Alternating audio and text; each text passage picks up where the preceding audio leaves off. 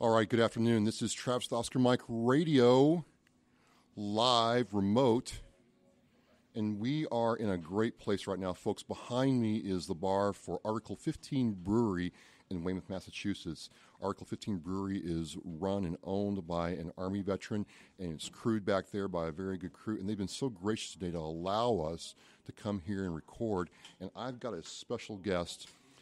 This is the first time we've met, right? Yeah, first time we physically met. In person. We've done a bunch of great stuff together. This is fantastic. Before I do, we've got some shout-outs, right? Yes, we do. So I'm going to let you go first, and then I'm going to introduce you proper. Say again? I'm going to let you go first with your shout-outs to your sponsors, and then I'll do mine. Yeah, I'd like to take a shout-out to Nolan Helmets. They've helped me out a lot. I'd like to take a shout-out to the other nonprofits that helped me out through my way and my transition. That would be, most of it would be Project New Hope. Oh, Project New Hope. Yeah, Bill Moore. Bill Moore. All Bill right. Moore helped me out a lot in my early days. And I'd like to shout out to all my friends out there. I appreciate it. And everyone that helped me. Awesome. I mean, it's just really great to be here. And then Oscar Mike Radio is sponsored by Joyce Asek of Asek Real Estate, Mark Holmes of Reaper Detailing Power Washing. He's a National Guard veteran. And Cage Titans winner last night, Sean Schubert of Red Seal Martial Arts. So who is this man? Who is he? He is none other than Mike Damon, a.k.a. the Godfather of Vet Unite and Last Call Designs. And we have been trying to do this for a while now, Mike. Yeah, we have. But we've both been very busy. Very, very busy. We are Oscar and Mike all the time, but it's nice that you're here now. And you just got this new thing going along with everything else you're doing. And so I want to start with, for the folks out there, kind of just tell us how you served, where did you serve, and then we'll go on to the story.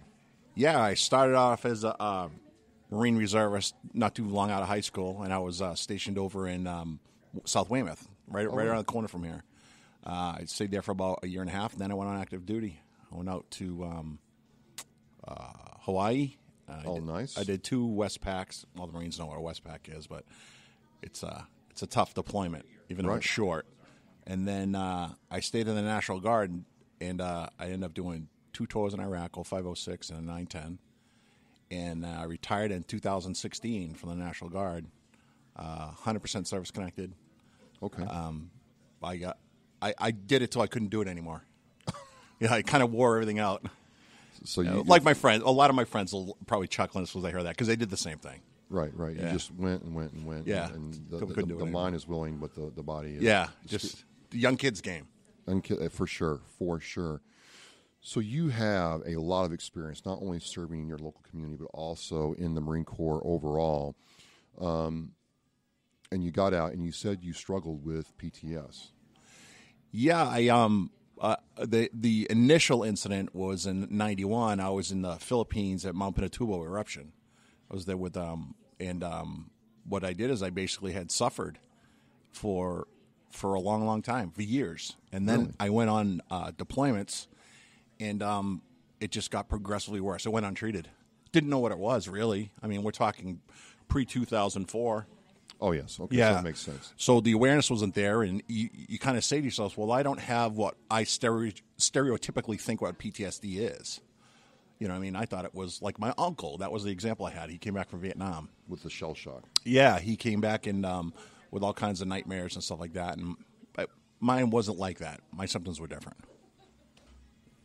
And until those 2004 service members, it wasn't until really 2009, 2010 that it got the attention it deserved.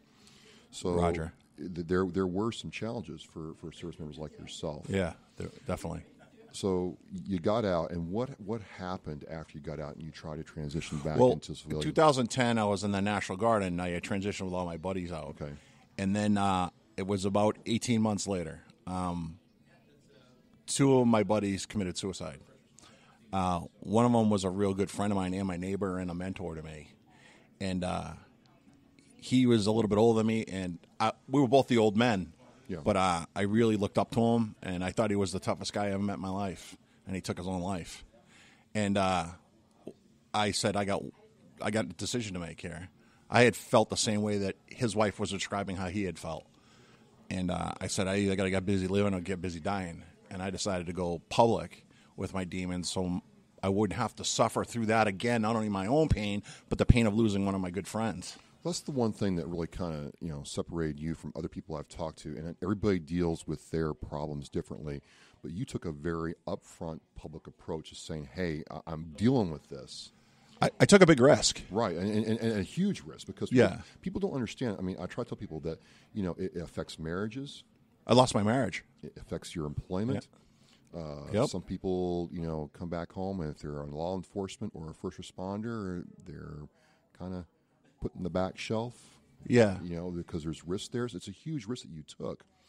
But it seemed like, you wanted to not only raise awareness about this, but really own this. Yeah, I did what a warrior is supposed to do. I attacked it. I attacked it. I attacked my PTSD. I wanted to learn as much as I could, as fast as I could, because I wanted to get my life back. And like I said, I was going to get busy living. And I was going to die trying to do it. I mean, that's what a warrior is supposed to do. And I still have the warrior mentality today and what I'm doing right now for veterans. And if you still got that little spark, I mean, it was a dark tunnel, but there was a little spark there. Yeah. And I took it. So what was, I ask a lot of people this, I kind of want to hear you kind of go into this. Yeah. What was the fulcrum or the point in time where you said, enough's a freaking enough. I'm going to, I'm doing this, and I'm tired of seeing my brothers and sisters struggle through this and make permanent choices. What made you decide to start Vet Unite? What was the real thought process around that? Yeah, I've got to just back up to when I had my meltdown or my breakdown was 2012. But a few years later, a very good friend of mine, Rocco Bartone, had been, he's a motorcycle rider like myself, long-distance guy, and he had been stricken with MS. He was a doc in the Marine Corps. Oh, wow. And he was ready to put a saddle up. And I said, no, you can't, because I know his dream was to go to Sturgis. Now, I had been at Sturgis right when I got back from Iraq in 2010, but I went with him. And what we ended up doing was we ended up visiting buddies of ours that we had served with years ago. He's our age. And we kind of met back at a central point in Kansas, and Oklahoma, and then we said, what was your experience? And he says, they're all suffering like we are, even the older guys. Right. Yeah, because of just the stuff they had gone through. And transitioning to civilian life in the sense that I took it could be 10, 20, 40 years later. That you can actually transition to civilian life. And he had an idea, and I had an idea, and we both branched and did our own things. His is concentrating. It's called Task Force Vet Visits. They travel around the country, and at-risk veterans, they go and visit them. Oh, wow. And it really makes a big impact on them. And I took the education mentorship route, and now we both got two organizations that sparred from that trip cross country. 8,000 miles, 8,600 miles in 16 days with a guy with full-blown MS. He's an incredible guy. Oh, unbelievable. You can really find yourself on a motorcycle. So you get to this point and you do this, and you call it Vet Unite. Yeah. So his organization, ladies and gentlemen, is Vet Unite. There'll be a link in all the social media posts for this video. What do you mean by Vet Unite, and what's your thought process behind there? I was thinking of what to do, how I'd be most effective, and what would just kind of sum it up, make it just short as possible. And I just came up with Vet Unite. I had Vet United. I had a couple other things. I wanted to make sure that the word veteran and the coming together part were in the same name. And that's how I did it. And Vet United or whatever was already taken, and I just did Vet Unite. And it was very simple and short, and I think most people get it from the name, what it is. So we meet and we start talking, and we start talking a lot more, and we'll get into some of the things that we did later. But the first thing reason we're really here is Vet Unite is taking a real step forward in 2020 with your transition guide for veterans. Yes. So, ladies and gentlemen, he has prepared this guide that kind of moves away from the awareness model. Now, one thing I kind of wanted to pick your brain about is I'm really at a point where I'm telling people that, we're done with awareness. We're at the apex of where awareness can get us as a community. We need to start taking action. And so I'm going through your guide and reading it, and I'll get into, how you want to disseminate that later. But your guide is all based around the action. You, the person, have to take action. And I found that very, very interesting. It's not an awareness model. It's an action model. It's an action model, yes. What's your thought about taking action now at this point? Well, I've said it numerous times in speaking events is that everybody's quick to point the finger. I mean, that's just nature to point the finger. We're looking to the government, and they spend billions of dollars on the suicide and all these different programs. And what really lies is the action of the veteran themselves is critically important. Laid out, clear and concise on what you do, your responsibility as a transitioning veteran. Also, too, is the model is designed to work with another veteran that's just right ahead of you in the game of transitioning. So, to answer your question directly, is the reason why you need action is because, like anything else in life, if you don't have forward momentum, you've got nothing. And if anything, we know how to do that. But it also puts the responsibility on the veteran community itself. That we've done enough, and the awareness is there, like you said, and we've done enough finger pointing of who's responsible. Just like my shirt says, if I'm truly my brother's keeper, then I will take care of him. Well, I see that. I see a lot of people, and there are brethren and sisters who want to sit there and make accusations, but they don't want to take ownership, and it's frustrating sometimes. It is, but it's not. I would say it's not unnatural. It's a natural thing that we do. Is we do, and I don't blame them. But it's like the troop that you always has that always complaining about something, but if you give them the tools to do it, and the half of them or 3/4 of them are going to go, okay, great, thanks for the tools, Sergeant, and I'm going to go and I'm going to fix this for you. Gotcha. So this is the tools. This is what I picture as the fix. Now, I didn't do this on my own. I had a lot of help on this. Yeah. But it's your combination and your collection of ideas into a guide that's kind of written. If you see it, folks, it's written like the manuals we had. Here's a picture of it in the military. And there's jokes in there too. Oh yeah, there is some jokes in there. I'll have the front image of this in the video here. We'll cut that in. But let's start with some notes.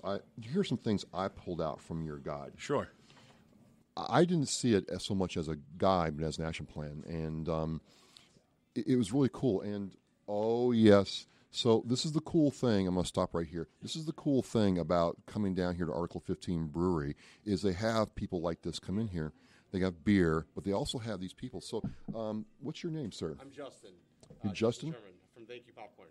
So he's from Thank You Popcorn, and we have spicy mixed popcorn.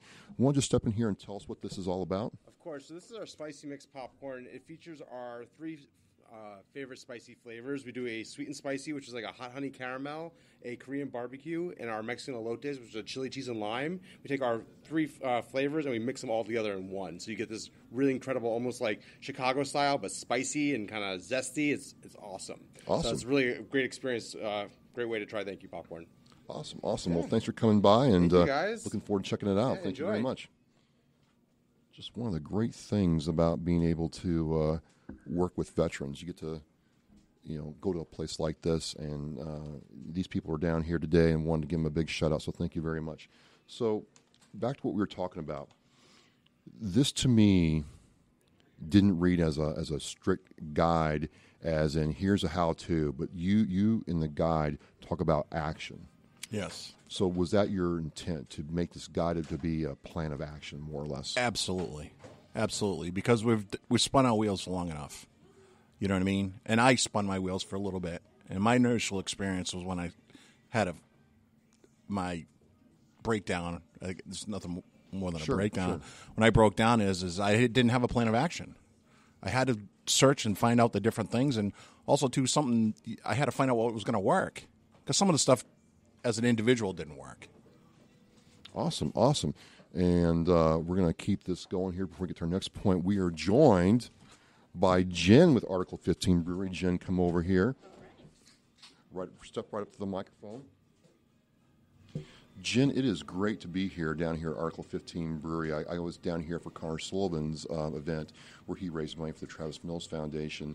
What does it mean to you to have veterans, doing this stuff together at this place?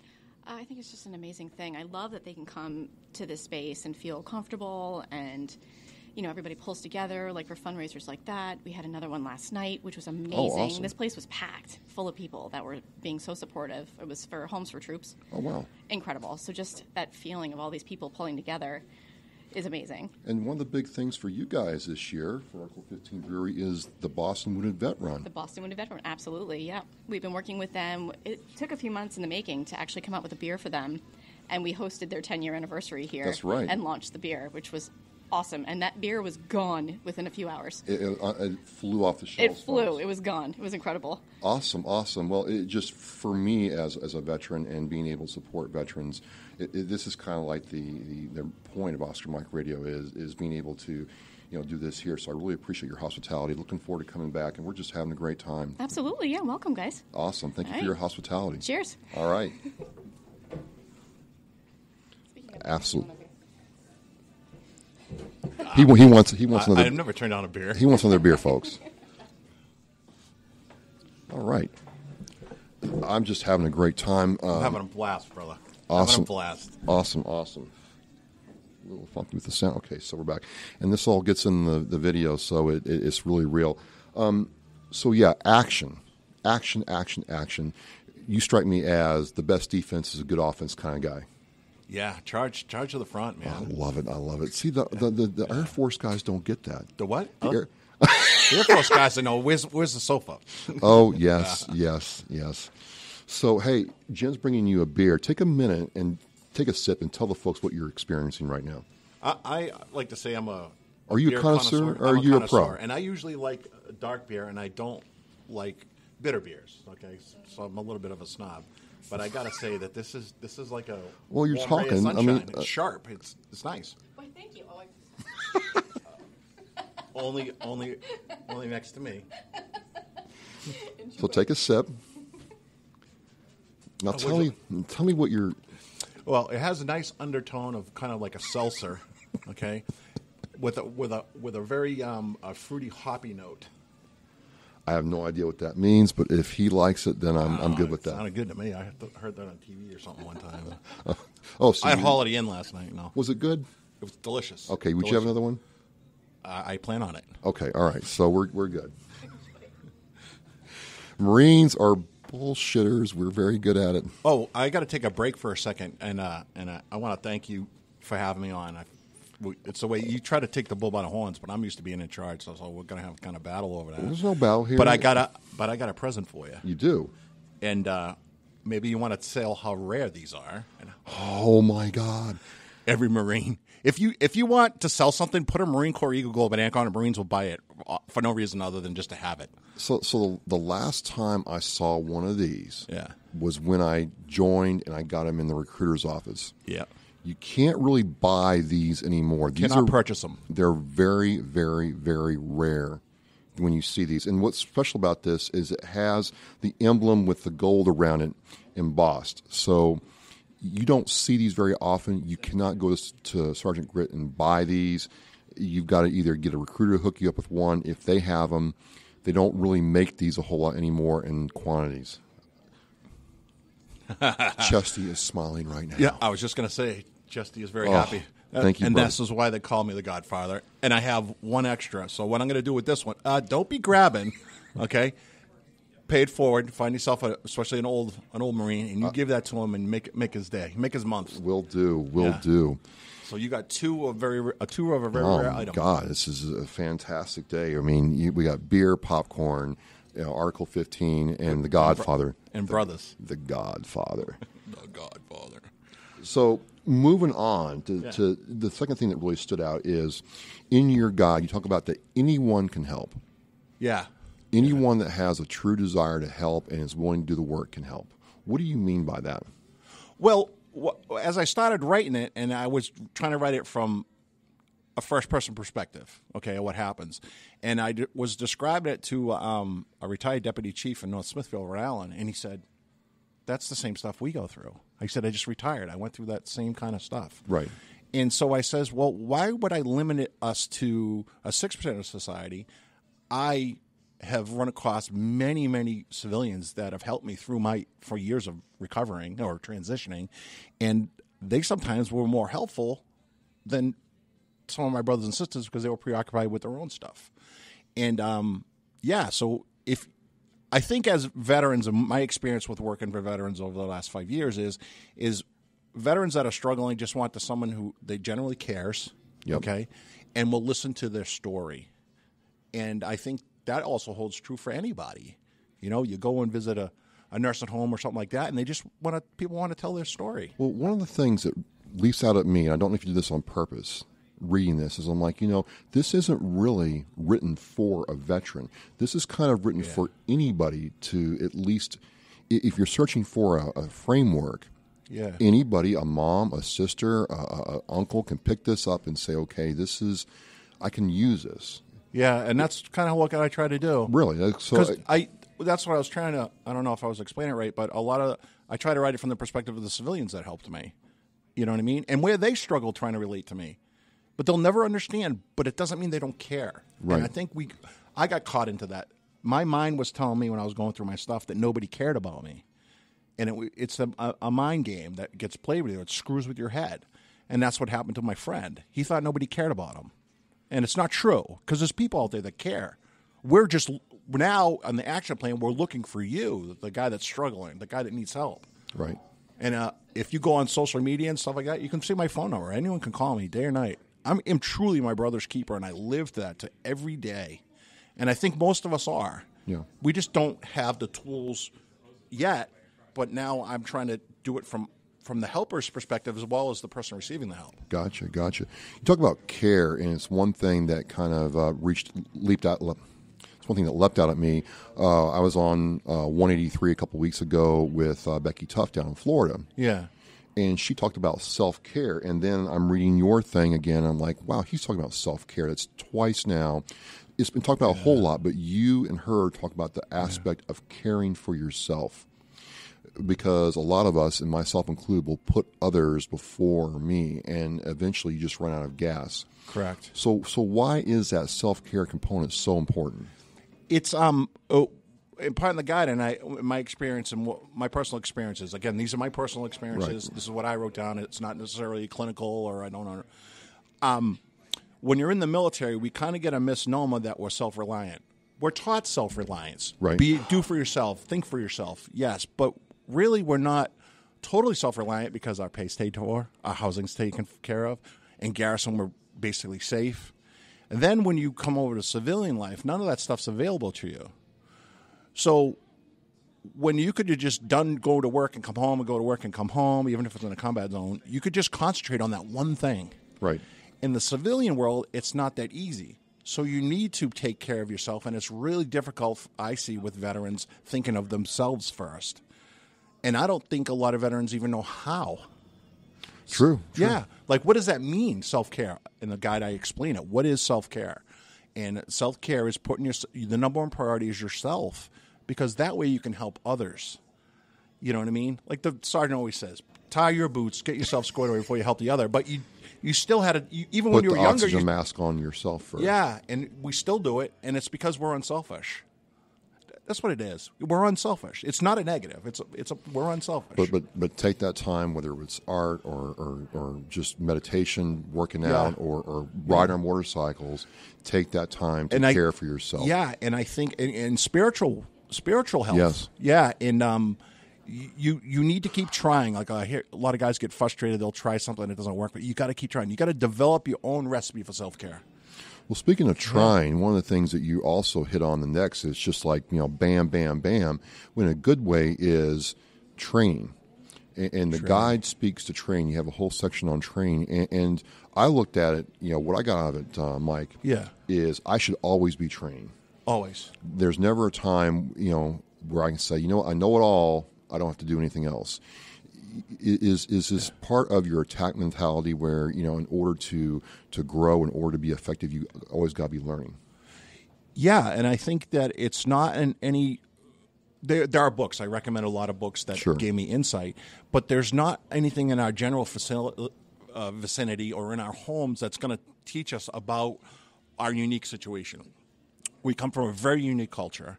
It's not like anything out in there, and we need to understand ourselves better. That's the part of training, is understand especially if you have a psychological condition that you from being there. And if you have physical conditions, how can I make myself better, and how can I better educate myself so I can also, especially as physical, advocate for myself? That's flips back to self-care, is if you understand what you're going through literature and reading and training, you're going to be able to better take care of yourself and communicate with other people. That's a big thing. You can communicate with other people and say, this is what I'm going through. That was my hard thing, was communicating with other people and saying, I can't do that, and I can't do it because of this. Can you help me? Gotcha. That's counterintuitive to a veteran. A veteran is, I can take it and I'm going to forge ahead. And it's not that easy. No, it's hard to ask for help. It really is. You know what? We have to make pacts with each other and shake our hands and say, if you ever need any help, promise you're gonna call me, and I'll be there. Right. Day or night, doesn't matter. Gotcha. Yeah. So you have this ownership, this plan of action, this training, and for a lot of people, then they can mentor other people. And ladies and gentlemen, he has a whole section about mentorship in there, but I didn't get. A lot of people consider mentorship the same thing as a deep friendship, and you're very clear that it's not. No. So how do you define mentorship here and in general? I got a shout out to my friend Karen Muti, is a lady that I met when I was first starting all this stuff, and her dad was a retired Marine, and or Vietnam Marine. He wasn't a retired Marine, but Vietnam Marine, and he was big in the VFW and all this stuff, and he kept saying, and he passed it on to his daughter, which was Karen, as, where's my gunny? That's a Marine thing. Where's my gunny? Right. Or in the Army senses, because I served in the Army too, was, where's my first sergeant? Where's the person that's guiding me through the next step? In a civilian sense, that person doesn't exist. But you know what? How about we'll take Vet Unite's model, and how about we provide that? Right. So you don't have to ask, where's my gunny? I'm hurting right now. I need help. There's this obstacle in my way, and I don't know how to overcome it. You pick up the phone, you call your mentor. But the flip side to that is the mentor has to be someone that's going to talk straight to you. Yeah. When you mess up, your first sergeant, you're going to give you a ration of shit. No. Okay? Yeah. And you know what? Chances are, is if he yelled at you, it was because he cared about you. That's the part we leave out of it. He cared about troops. That's why he's in that position. And every gunny and every first sergeant I ever did had a passion for troops. Yeah. And I didn't realize it when I was a young buck. No, don't. When I started getting up in rank, I said, you know what, this guy, sleepless nights this guy has, or, on active duty, the company gunny went out and picked up your buddy and bailed him out, or whatever it was, shenanigans that you'd gone to, and he swept it under the rug. And I always had great examples, and now I want to be the first sergeant. I want to be the company gunny. I want to say, hey, and I want to teach others how to do it. But it's not a friendship. It's more of a coaching, like you messed up and I'm going to hold you accountable because I don't want to see you fall. I don't want to see you destroy your life. It's the stakes are that high. Because, and the thing that why we're in this fix is you talk about it not only here but in our conversations, is there's that loss of culture. There's that loss of, esprit de corps that we have that I enjoy, that I've got out. And it wasn't until years later that I realized part of my makeup was I never found that crew to run with or that tribe to run with. Yeah. I didn't have that culture. I have it now, but I didn't then, and things were very, very hard. But you speak very plainly about it in a way. Again, folks, you're not in the military. You never served, but you can identify with that and understand what your person you're trying to help is going through. I thought it was very interesting how you phrased that. Yeah, the phrase is that it comes from a community, and it's a unique culture, the military. And you have one mission, okay? And everybody in that group has one mission at that time, whatever it is, whether it's get ready, it's to go to chow, whatever it is. There's one central focus. And when the civilian world, in the sense, is it's really difficult to find that. What I find that's very close to it is firefighters have that. And also, too, what's wrapped around that enigma is the fact that you're willing to sacrifice your life for that other person. It's very hard to find that in the civilian world. And that trust that you have. Yes. Yep. I trust this man with my life, and this is the first time I met him, but we have talking extensively. In fact, the first time he had called me, he says, who the heck are you? I think... He didn't know what to mean because I was being true to I saw what he was doing, and I was going to be true to him and help him on a project that we worked on together.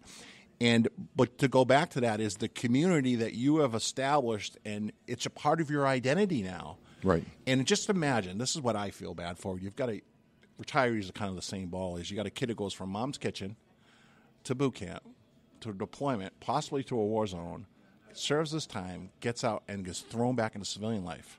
Imagine, just wrap your mind around that.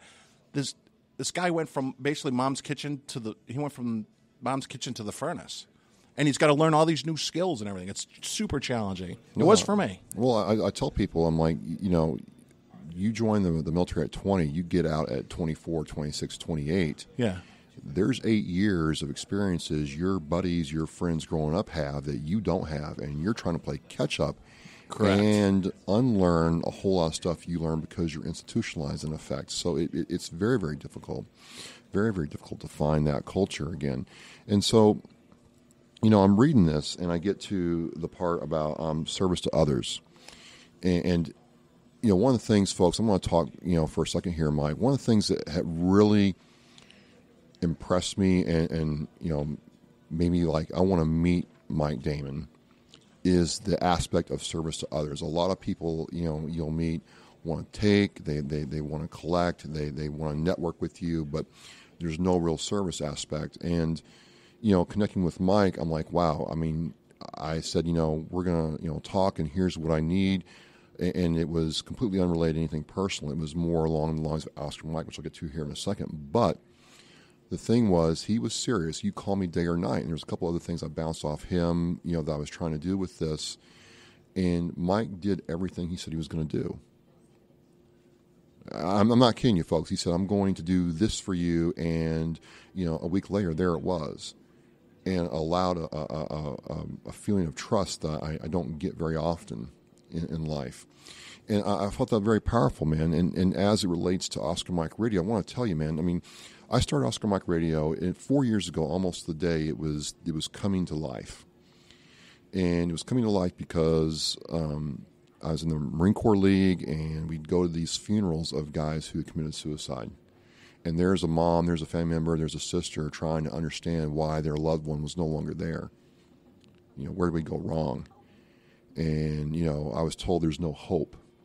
I couldn't believe that, and I found out there was truth. Or, and I'm like, I'm going to create something that tells people there's a hope. You might not, a million people might not see it, but I'm trying to get that one person. So fast forward to this section about service to others, it really resonated with me. It also, Mike and I met, and I was trying to move this forward. And a lot of the graphics you see, I'm going to brag about you here for a second. I'm talking. But a lot of the graphics you see now are Mike's interpretation of what Oscar Mike Radio is. And it was very cool that I told you what I was going with, and you're able to take what I told you and turn it into something that I'm like, that's really awesome.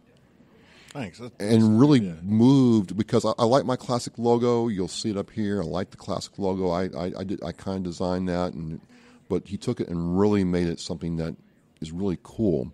My whole point here is, service to others. This is about serving other people. This is about, connecting with other people here at the brewery, here outside the brewery.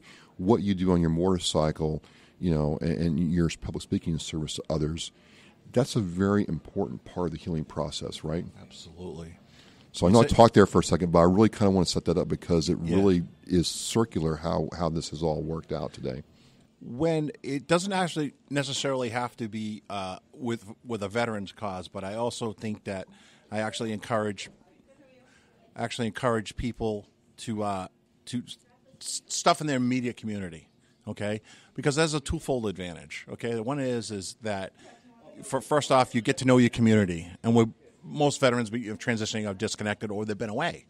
So reconnect them with the community. And the other thing is self or service to others is food for the soul, I say. Yeah. It wasn't, I was searching for happiness. I was searching for something, and I had that ache in the pit of my stomach and in my heart, and when I started giving back to people, and, one of the things I did, is I helped you out, and I did it because I wanted to. I used my talents. Everyone's got talents.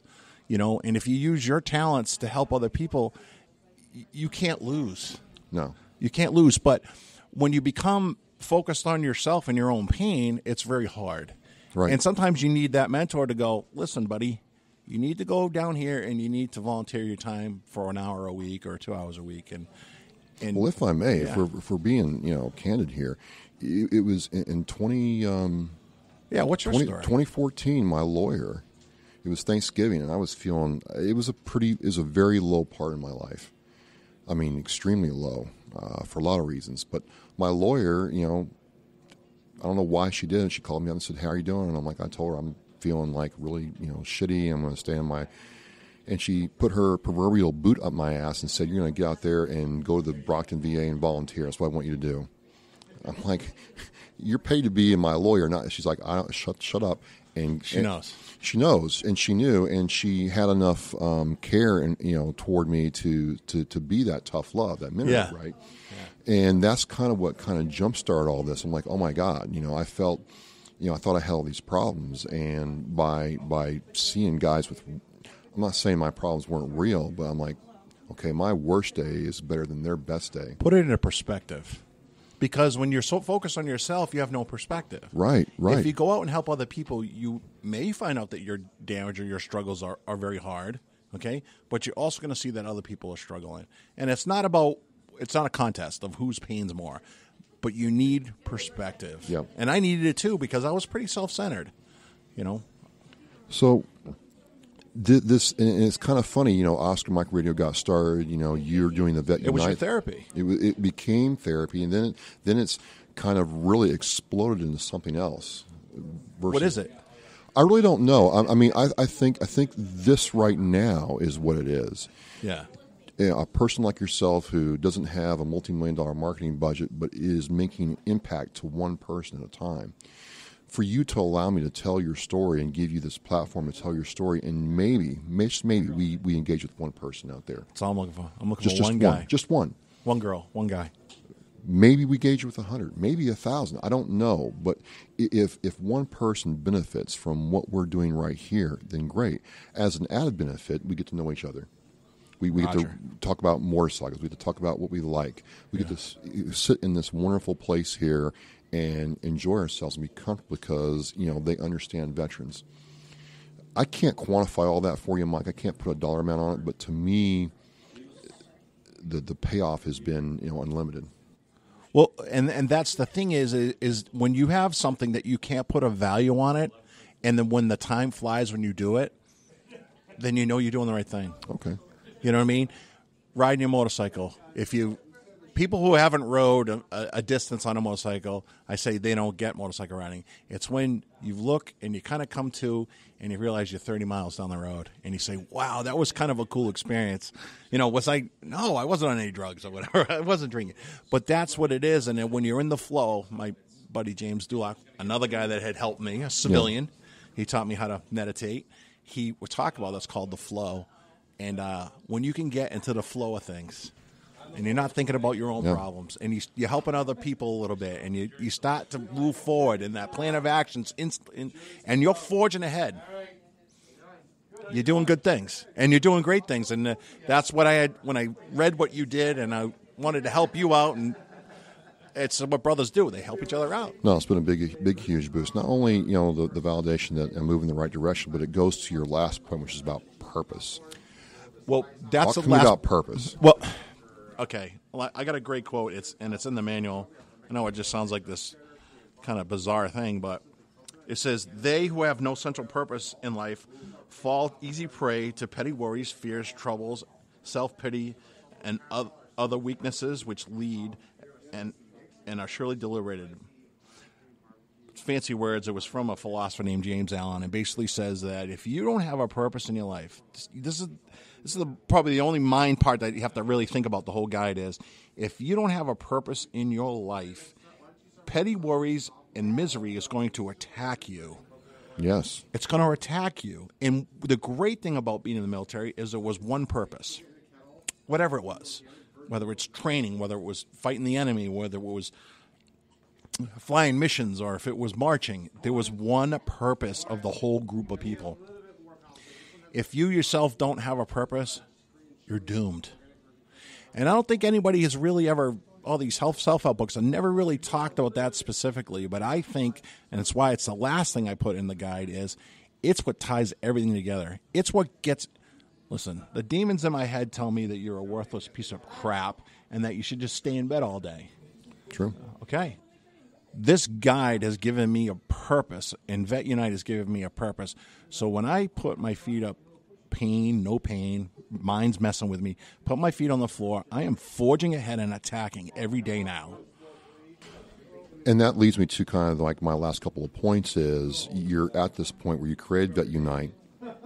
You created this guide. Now, how are you going to move this forward in 2020 and beyond? What's next for Mike Damon, the Godfather? This is the incredible part, is that I pan this out to people that I respect, whether it's in the veteran peer community, whether it's doctors at the hospital, or whether it's just veterans I serve with that live all across the country. Just the other day, I went to editing, okay? And I already have 6 dates on the East Coast booked for next month. So you were asking speak about something that doesn't really exist yet.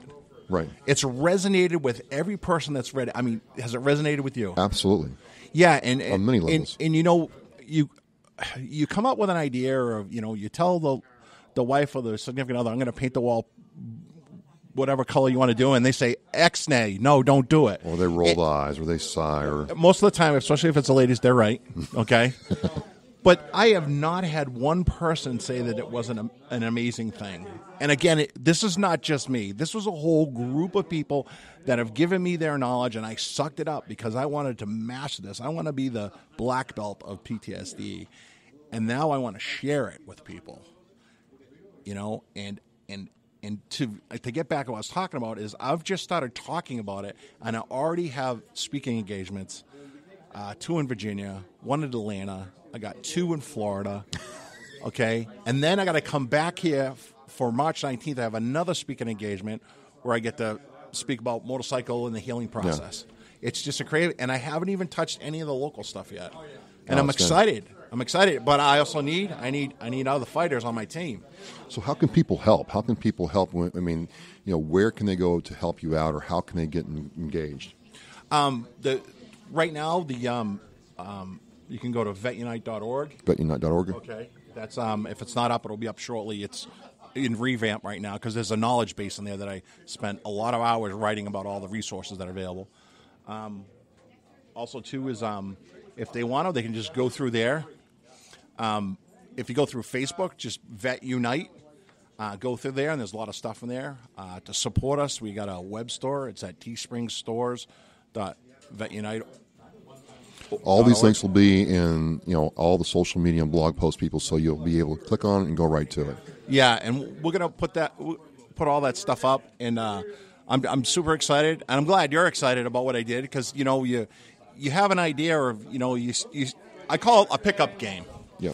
When we were younger, you young kids don't know about this, but we'd go and knock on everyone's door and says, "Hey, do you want to come play? Right. You want to play stickball? You want to do this? You want to play street hockey?" And if a guy said no, you didn't care. You were like, okay, I'm going to go to the next guy's house. With this I'm floored. I'm shocked that every person I said, let's participate in this, or what do you think of this? It's been all positive. It's almost unbelievable that all I did was pour out the steps that I used to become better, to better function in society with I have severe PTSD, and I'm doing okay. No. And I stick into the plan, the action plan. I keep doing it over and over and over That's again. amazing. That's amazing. So we're winding this down, folks. And again, this is just 2 veterans at a veteran-owned establishment, Article 15 in Weymouth, owned by Leo Reardon, run by Jen, the HBIC is what she likes to be preferred as. And this is why we're here. This guy created this program out of his own personal battle and pain, and now has found a way to really take action. If there's a theme for Oscar Mike Radio in 2020, it's action. We're out of the awareness curve, and you're all about action. You're all about offense. You're all about attack, which I really relate to. Attack. And it's very, very important. And so, I mean, first time we've met folks, we have talked on the phone, we've talked over messages, text several times, but it just goes to show you that bond, especially between Marines, is very, very strong. And Mike, it's just been great doing this. I've had a blast doing this. You know what? And this is going to continue for the future. And Yeah, anytime, yeah. you know, I like your next program that's coming up. I'm going to plug it is the swim call and Rico. Oh, Boot Camp. yeah. I think it's going to. He's already smirking. It's going to be hilarious because I was at swim call and it was pretty hilarious. Thank God I could swim. A lot of kids couldn't. Yeah, East Coast boy can swim. I never thought a body could sink so fast. I'm telling you, it's brutal. It's brutal.